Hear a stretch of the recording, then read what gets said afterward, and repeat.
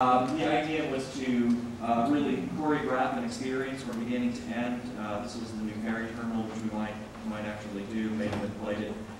It's an inflated skin. West 8 has developed a wood bicycle, and they made a prototype. It took to the meeting, or to the final interviews, probably why we won the competition. They loved this thing. And the wood bicycles will stay on the island, and they're free. So you'll just go to the island and pick up your bike, and you'll sort of leave it there, because if you take it to Manhattan, I guess people will know it came from shame on you. This is the little mountain range. So now what's really nice about the mountain range is it's made with all the rubble from the buildings that have been torn down on the island.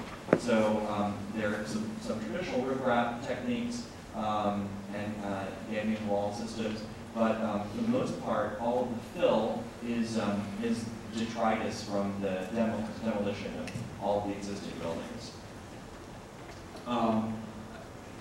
This is sort of an aside, but it's about the bubbles. Did you know that that the oysters were so dense on the bottom of the Hudson River that every bar in New York served oysters on half shell for free instead of peanuts or other bar snacks around the turn of the century? It was really incredible. New York was a huge oyster town. Well, because of GE and various plants up the Hudson, the water killed all of the oysters off. They were pretty much gone by mid-century, and only now are they coming back. But they are coming back, and there are oyster farms as close as Staten Island, and we have the great idea to reintroduce oysters and oystering to the project. And we're going to do that as one of the component pieces of the bubbles, the now burst bubbles, which would focus on the ecology of the Hudson Estuary. And all of these bubbles would have a different program. This is sort of the transition from the mounds, or the towers, the hills on the island, off into the bubbles that engage the water in various ways. Here's a section.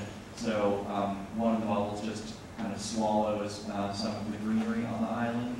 You go underwater to travel together. These would, again, be made of inflated skin, TFE skin. We worked with our engineer who helped us on Diller in Switzerland. He's developed a specialty. He wasn't doing temperature integrity. Now he's doing this. So that's sort of exciting. And you see a dive tank there in that bubble. And then there's a hole in the water here. And then you see this one that sort of just floats in the water. That's an oyster bar. And the idea was that we would build an artificial reef underneath that. The bubble floats, and you would eat the reef. And so you would essentially be eating the architecture, which we thought would be sort of fun. Here's the wintertime scene with the tree that's been tricked into staying green. There's a hole in the water thing there. I wouldn't want to be there on that night. It was a little rough. But here's the dive tank, and then the walls of the dive tank would actually be out of that thick plexiglass you can see into the Hudson. It's a little murky, but you can see the murky water, I guess. And then that's the oyster bar floating there in the back.